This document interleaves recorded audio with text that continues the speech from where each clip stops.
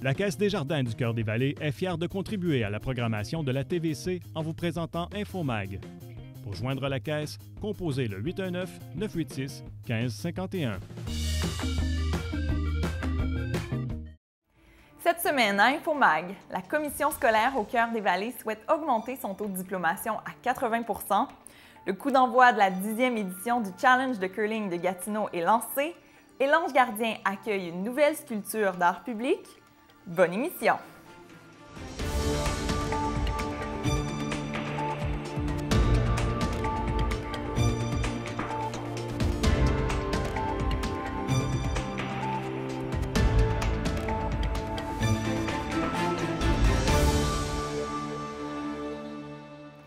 Bonjour, je suis Floralie Adam. Bienvenue à InfoMag. La commission scolaire au Cœur-des-Vallées souhaite augmenter son taux de diplomation à 80 % d'ici 2022. Cet objectif a été ciblé dans le plan d'engagement vers la réussite 2018-2022. Comme le taux actuel de diplomation se chiffre à 71,6 %, un passage à 80 % en moins de 5 ans paraît ambitieux. Mais ce taux représente en fait 16 élèves de plus à diplômer dans l'ensemble de la commission scolaire. D'autre part, il faut savoir que ce taux inclut bien sûr le taux de diplomation relatif à l'obtention d'un diplôme de 5e secondaire, mais le taux de qualification est aussi considéré. La directrice générale adjointe de la commission scolaire, Nancy Morin, précise. Une qualification, c'est des élèves qui, des fois, prennent un parcours différent et qui vont aller prendre le parcours axé sur l'emploi. Ça veut dire qu'à 15 ans, ils vont entrer au secondaire régulier et à l'âge de 15 ans, ils vont se diriger vers l'école aux Trois Chemins et ils vont faire ce qu'on appelle parcours de formation axé sur l'emploi. Soit formation semi-spécialisée, métier semi-spécialisé, ou formation préparatoire au travail. Ces élèves-là doivent faire des stages et après un nombre d'heures X, dépendamment, donc à ce moment-là, ils reçoivent une certification et ils reçoivent une qualification. Pour atteindre l'objectif de diplomation de 80 % à très court terme, la CSTV n'a pas de budget supplémentaire, mais avec un système de suivi de cohorte mis en place depuis quelques années, les résultats sont encourageants. Le directeur général de la CSTV, Daniel Bellemare, explique ce que c'est, ce suivi de cohorte. Suivi de cohorte, c'est quoi en fait? Il y a quelques années, quand un enfant, un élève décrochait, quittait l'école, d'abord, ça prenait quelques jours avant de se rendre compte que l'élève n'était pas là, puis ça devenait une statistique des fois rendue à la fin de l'étape ou même à la fin de l'année scolaire. On regardait nos chiffres, on a 20 % de nos élèves qui ne sont pas là, puis ça allait à l'année suivante. Finalement, on ne faisait rien pour ces élèves-là. Maintenant, ce qu'on fait, c'est à partir du suivi des présences. Si on se rend compte que Daniel est absent de l'école pendant une certaine période de temps, tout de suite, puis je vous dis une certaine période, là, c'est un court moment, tout de suite, il y a un appel de la direction à savoir « Hey, qu'est-ce qui se passe avec toi? » Si l'élève est à risque de décrochage, il est tout de suite référé à des personnes qui peuvent le soutenir pour le ramener à l'école. Puis ce n'est pas nécessairement tout le temps des intervenants de l'école, mais des personnes qui sont signifiantes. Le plan dévoilé, qui s'harmonise avec les orientations stratégiques du ministère de l'Éducation, vise également plusieurs autres objectifs relatifs notamment à la littératie à l'âge adulte, à l'activité physique et même à l'état des bâtiments. La 10e édition du Challenge de curling de Gatineau a débuté ce matin le 12 octobre et se poursuivra jusqu'au 21 octobre prochain. Au total, 112 équipes et 450 joueurs participeront à ce rendez-vous de curling international. Les équipes seront accueillies au Centre sportif Robert Rochon de Masson-Angers et au Club de curling de Buckingham. Pour une première année, l'événement se déroulera sur 2 fins de semaine et accueillera un tout nouveau volet de compétition, un volet junior. Voici les précisions du coordonnateur de l'événement, Richard Fagui. Cette année, on est très excités. On a le nouveau volet junior, U21 de la série Junior Slam. C'est une série qui est à travers le Canada. On va avoir 40 équipes, 25 équipes de filles, 15 équipes de garçons. On a la championne mondiale en titre qui va être parmi nous à Gatineau, Caitlin Jones de Halifax. Ça fait que cette année, c'est place à la relève pour le challenge. La série Junior Slam, c'est la première fois qu'ils sont au Québec. Et puis c'est la première fois et la seule fois qu'ils ont la chance de jouer dans un aréna. Ça fait que c'est très spécial pour le développement des équipes juniors là, de jouer dans un aréna. Pour eux autres, c'est une occasion en or. Là. En plus du volet junior, un volet senior sera présenté pour une première fois. Dans le cadre de ce volet, 16 équipes de la région se disputeront la Coupe du Centenaire, une coupe qui souligne les 100 ans du club de curling de Buckingham. D'autre part, comme dans les années précédentes, le tournoi Hommes Élite sera présenté, regroupant les meilleures équipes du circuit mondial de curling, et le tournoi Classe ouverte sera toujours l'événement. Pour l'horaire complet, visitez le site internet challengecurlinggatineau.com. Depuis quelques semaines, une nouvelle œuvre d'art public fait partie du paysage de l'Ange Gardien. L'œuvre de recyclage Silence on tourne de Denis Marceau a été installée à la mairie de l'Ange Gardien dans le cadre du parcours récréo-touristique de Collines et d'eau. Tout comme les 8 autres œuvres de ce parcours de la MRC des Collines, l'œuvre de Denis Marceau, similaire à une pellicule de film, vise à mettre en valeur le patrimoine historique, culturel et naturel de la MRC.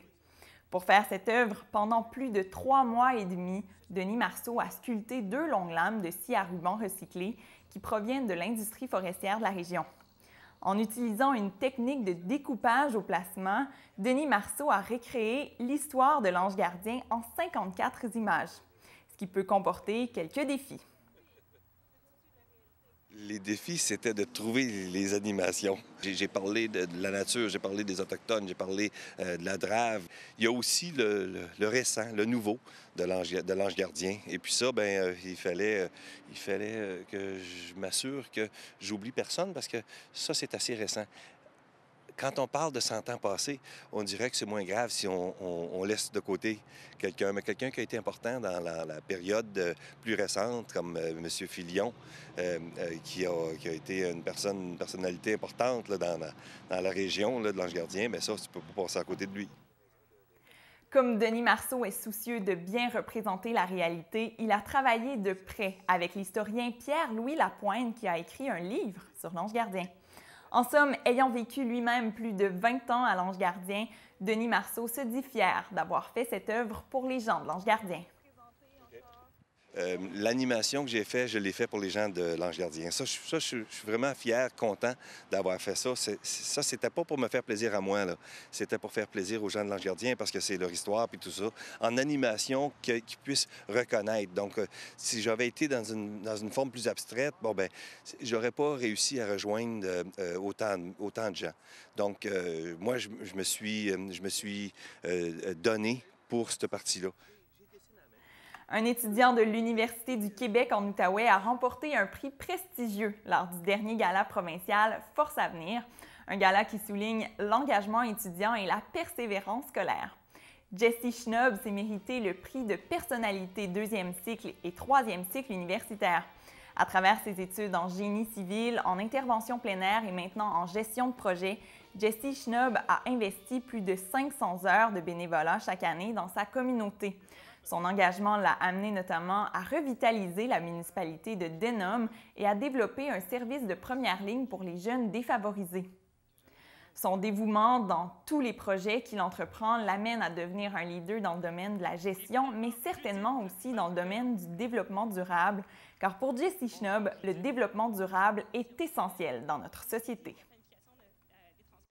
On a évolué comme société en ayant chacun des secteurs très compartimentés, fragmentés, si on peut dire. Donc, une partie du développement durable, c'est d'arriver à mettre tous ces morceaux-là ensemble puis de faire des projets.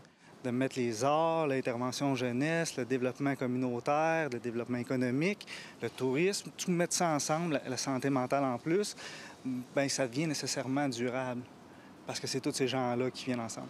D'apprendre à travailler ensemble, à optimiser nos façons de faire, c'est la voie du développement durable parce que sinon, bien, ça ne sera tout simplement pas durable.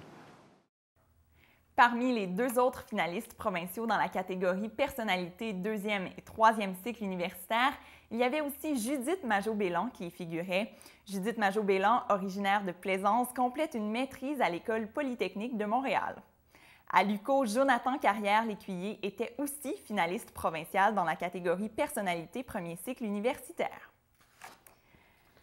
La TVC Basse-Lièvre produit une nouvelle émission. On reçoit son animateur Jean-François Joanniste en entrevue.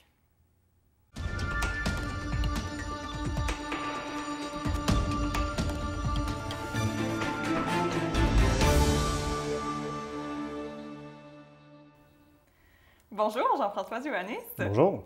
Merci d'être là. Bien, merci de m'avoir invité, de m'avoir accueilli. Je suis vraiment contente de t'accueillir parce que, pour que tout le monde comprenne, Jean-François Joanniste, c'est mon collègue de travail depuis peu. Moi, je suis ici depuis très peu. Mais toi, tu es ici depuis 16 ans. Oui, un bon bout. Tu as toujours été pas mal derrière la caméra, donc technicien, caméraman, monteur, réalisateur. Ouais. Et pour une première année, cette année, on va te voir devant la caméra avec l'émission L'Informel. Pourtant, tu as été réticent, toi, à l'idée d'être devant la caméra. Ça a pris quoi pour te convaincre? On était mal pris. Non, mais oui, un peu, mais c'est comme différentes circonstances qui ont mené à ça. On avait Mathieu qui est avec nous, qui est parti pour TVA, que tu as connu. Et puis, c'est lui, quand on avait démarré le projet, on jasait avec lui, puis il nous avait dit que, on pourrait peut-être trouver des gens qui connaissaient, qui seraient intéressés à participer à cette émission-là. Puis là, comme il est parti, la meilleure façon, je pense, de faire avancer le projet rapidement, c'était de trouver à l'interne. Puis, un nouvel animateur, parce que c'était lui qui aurait fait l'animation. Pas nécessairement lui, mais il y avait des gens qui connaissaient, qui pensaient qu'ils seraient intéressés à faire ça. Puis, c'est ça. Fait que là, moi, j'ai comme proposé, vu que j'avais déjà fait des émissions, j'avais déjà remplacé, des fois, pas remplacé, mais plutôt aider les journalistes parfois dans le cadre des informations, lorsque je devais me déplacer avec la caméra des fois, puis faire un petit bout d'entrevue. Fait que j'étais à l'aise avec ça. Puis, avec la série de Toucher le football des Tigres, j'écrivais le scénario, puis c'est moi qui faisais les entrevues avec les intervenants dans les documentaires. Fait que je trouvais que j'étais à l'aise de tenir à une entrevue. Je pense que j'étais pas pire pour faire ça. Fait qu'on s'est dit, je pourrais très bien mener cette émission-là. De ce que j'ai pu voir jusqu'à maintenant avec le premier épisode, parce que quand même le premier épisode a paru cette semaine, depuis lundi dernier, on voit que c'est naturel pour toi. Tu y vas de l'avant avec les invités. Arrête. Mais c'est trop fine. Oui, c'est Mais tant mieux, c'est ça qui se dégage. Mais explique-nous, c'est quoi le concept de la nouvelle émission, L'Informel, donc? Honnêtement, c'est pas rien de nouveau, là, dans le sens que c'est quelque chose qu'on voit sur le web. On a voulu faire une émission qui serait bonne pour le web autant que la télé. Fait que ce qu'on a fait, on a pris le concept, dans le fond, de ce qu'on voit dans les différents podcasts, qui est beaucoup à la mode. Puis, on a dit, on va faire une émission télé puis une version web. Donc, ce qu'on fait, on enregistre une section, une partie qui est une trentaine de minutes, qui s'en va pour la télé, puis l'autre partie, elle nous sert de podcast. Donc, on est diffusé sur le web, autant en vidéo qu'en audio. Donc, les gens peuvent nous suivre là, de cette façon-là. Donc, il y a un 30 minutes qu'on voit automatiquement à la télé, mais si on veut un 30 minutes autre exclusif, là, il faut aller sur le web. C'est-à-dire que ce qu'on essaie de faire vraiment, c'est d'avoir une émission où on peut avoir une discussion sans cadre, l'informel, où est-ce qu'on pouvait dépasser le temps, jaser autant qu'on avait envie, puis aller à fond dans les sujets.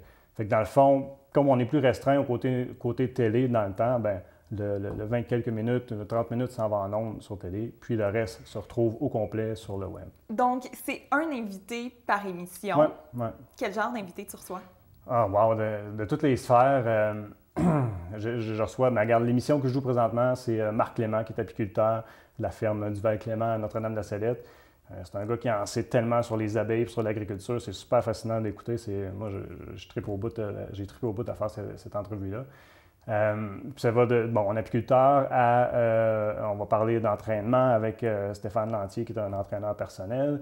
Je reçois aussi, on a beaucoup de plaisir à recevoir Bytown Paranormal, qui font des enquêtes sur les phénomènes paranormaux. Donc, tu vois que c'est ça, c'est différentes choses, là, vraiment. Puis c'est des gens que j'ai côtoyés dans le cadre de mon travail ou dans ma vie personnelle, que je trouvais vraiment le fun quand je les rencontrais. Je me disais, Caroline, J'ai rapidement découvert ça. Je faisais des jokes au début, quand j'ai dit je faisais des jokes, c'est vrai qu'on était un peu mal pris, mais j'ai rapidement réalisé que je trouvais ça le fun de faire découvrir ces gens-là que je connaissais à nos auditeurs. Il faut dire que, Jean-François, tu es originaire de Buckingham. Ouais. Maintenant, tu habites à l'Ange-Gardien, mais tu es vraiment de la Basse-Lièvre. Tu es fier d'être de la Basse-Lièvre?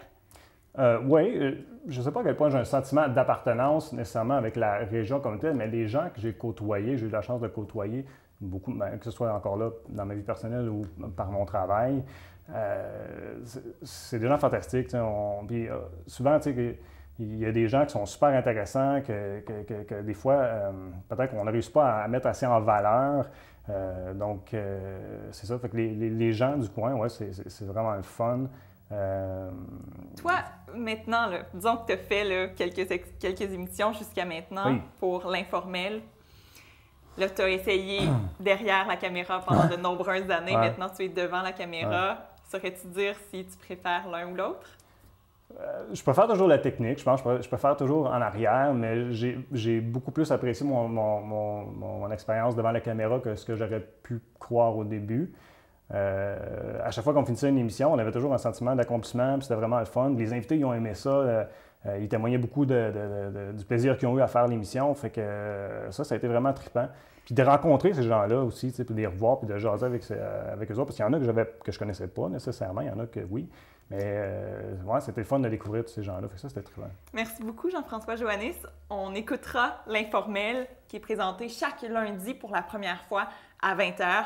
Il y a un total de 10 épisodes pour la première saison. Peut-être qu'il y aura une deuxième saison.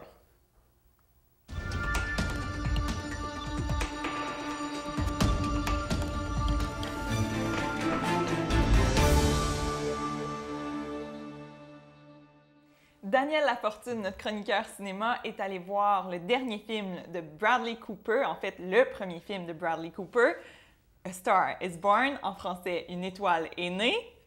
Bonjour!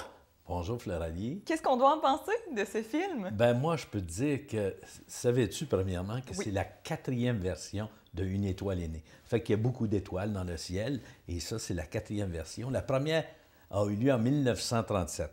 Celui-là, je l'avais vu, je ne me souviens pas du nom des acteurs, mais il y a eu une seconde version en 1954 avec Janet Gaynor et James Mason, et 1976, 2 acteurs, 2 chanteurs, Barbra Streisand et Chris Christopherson. Et bien là, on a Bradley Cooper qui a participé à l'écriture des chansons, qui a fait la réalisation et qui joue le rôle d'acteur principal.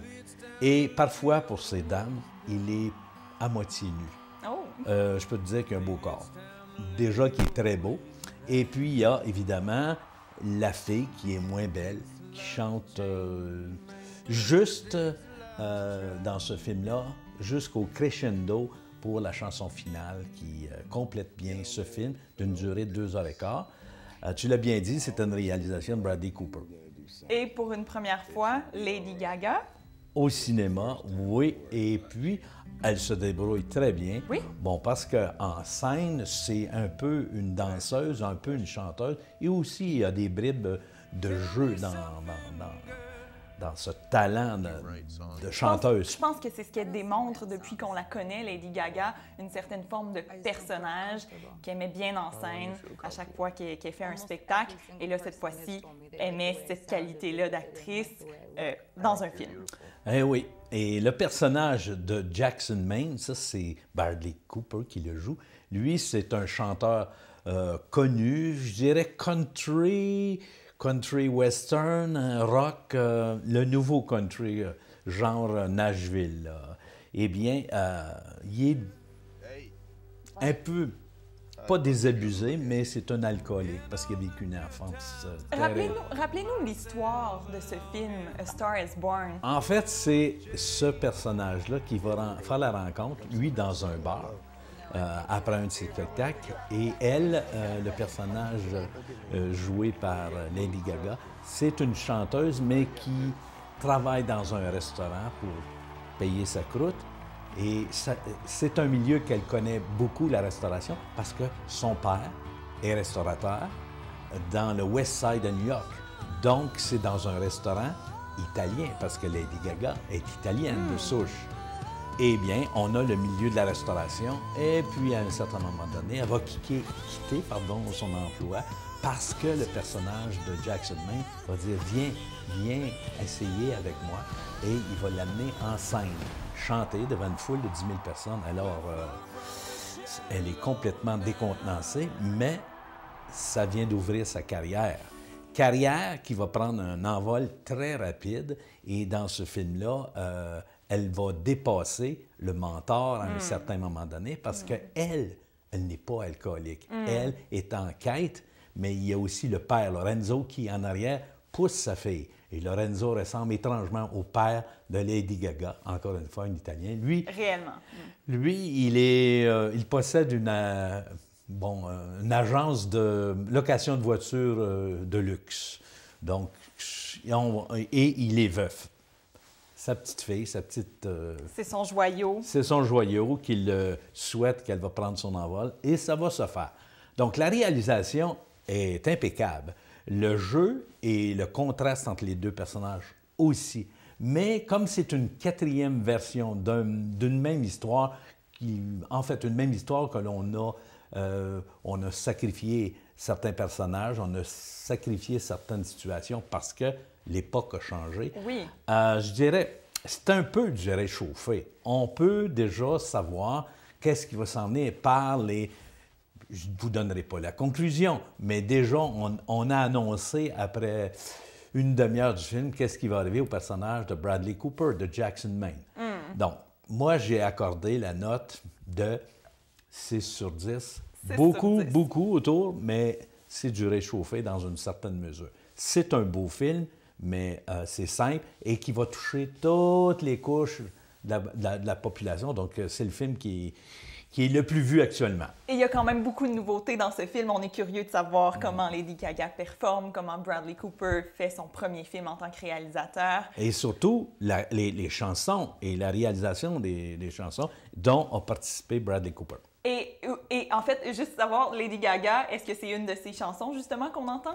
Elle a participé à certaines des chansons, oui, à l'écriture. Merci beaucoup, Daniel Lafortune. On ira voir ce film. Au plaisir. La Caisse des Jardins du Cœur-des-Vallées est fière de contribuer à la programmation de la TVC en vous présentant InfoMag. Pour joindre la Caisse, composez le 819-986-1551.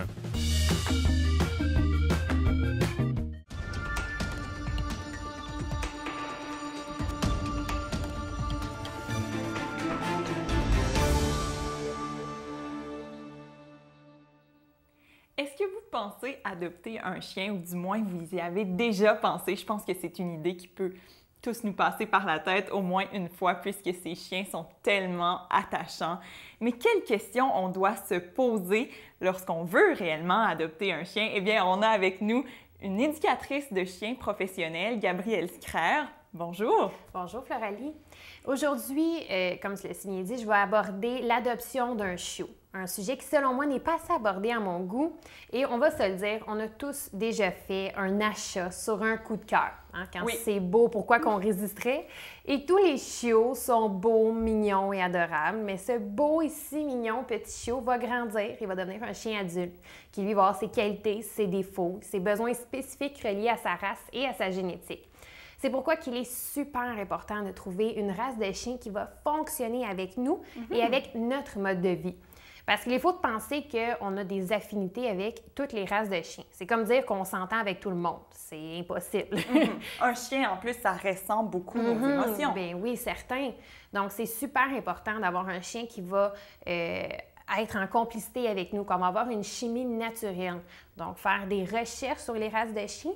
Mais lorsqu'on a bien fait nos recherches, on a trouvé le chien parfait pour nous, ensuite, on va aller trouver un éleveur éthique, un éleveur qui est responsable. Pourquoi l'éleveur est si important? Parce que la génétique de ton chien va vraiment déterminer son caractère, sa personnalité.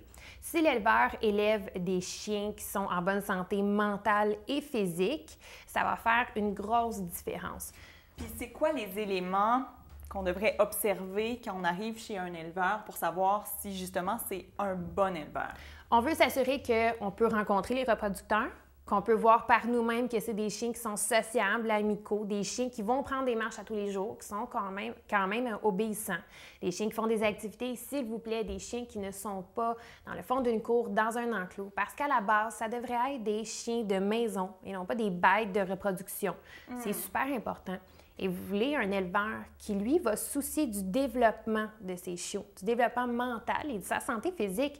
Ça, c'est un point à ne pas négliger. Les vaccins, le vermifuge, s'il vous plaît, c'est primordial. Pour avoir un chien en santé. Bien oui. Si on ne veut pas dépenser des gros frais vétérinaires dans plusieurs années. Et pourquoi le développement mental? Parce que la phase de socialisation de 0 à 9 semaines est primordiale pour avoir un chien qui va s'adapter plus facilement au nouvel environnement. Donc, on veut un chien qui va être manipulé, qui va être stimulé par des bruits, des sons, des jouets. Donc, ça, c'est vraiment le deuxième point primordial. Avoir un chien, c'est beaucoup de responsabilités, peut-être plus qu'on l'imagine. Certains, surtout quand on choisit juste sur l'apparence. On peut avoir des surprises un peu plus tard parce qu'il faut s'attendre qu'on va mettre beaucoup de temps, beaucoup d'énergie, de la patience, énormément de patience pendant les premiers mois avec le chien. Concrètement, ça correspond à quel investissement de temps dans les premiers mois avoir un chiot? C'est beaucoup de temps pour faire l'éducation de notre chiot. Moi, j'ai souvent de 2 à 3, 15 minutes par jour avec notre chien, qu'on va faire de l'obéissance, qu'on va lui enseigner les règles dans la maison. Et surtout, il faut s'informer, est-ce qu'on est à jour sur les bonnes méthodes d'éducation positive? Parce qu'on veut utiliser les bonnes méthodes avec notre chien, mais il faut s'éduquer nous-mêmes avant d'enseigner au chien. Il faut savoir parler chien. Parce que l'éducation qu'on va donner à un chien dans son début de vie va le suivre ensuite pour les prochaines années. Certainement. Ça va faciliter ou non notre adoption du chien pour les futures années également. Bien oui, si le chien a été bien éduqué de la bonne manière, qui a été très bien socialisé, que pendant ses socialisations, il a appris des bonnes expériences, ça a été positif pour lui, c'est certain que vous allez avoir un chien qui va être calme, bien dans sa tête, et jamais qui va être surexcité ou réactif ou même peureux aux nouveautés qui vont se présenter à lui. Et surtout, le dernier point que je veux aborder, c'est la propreté. Oui. On l'oublie, mais c'est quelque chose qu'il faut penser. Parce que c'est certainement un point qui peut nous décourager. Là. Oh oui, beaucoup, parce qu'on va devoir écourter nos nuits, se lever minimum une fois dans la nuit, très tôt le matin pour s'assurer qu'il ne s'échappe pas. C'est une surveillance 24 heures sur 24. On sort été comme hiver à l'extérieur, dehors avec nos bottes, notre manteau, on sort avec lui parce que c'est pas de le laisser aller dehors tout seul. Hein. Donc, au moment où on doit adopter un chien, le moment idéal pour adopter un chien, ce serait peut-être pas l'hiver? Non, moi, je le conseille pas. Moi, je le conseille pas parce que moi-même, j'adopterais pas un chiot l'hiver. J'aime beaucoup mieux les adopter l'été ou que là, c'est plus facile de sortir à l'extérieur. On est plus motivés. Merci beaucoup, Gabrielle. On se laisse là-dessus. Moi, je vous dis à la semaine prochaine. Merci d'avoir été là.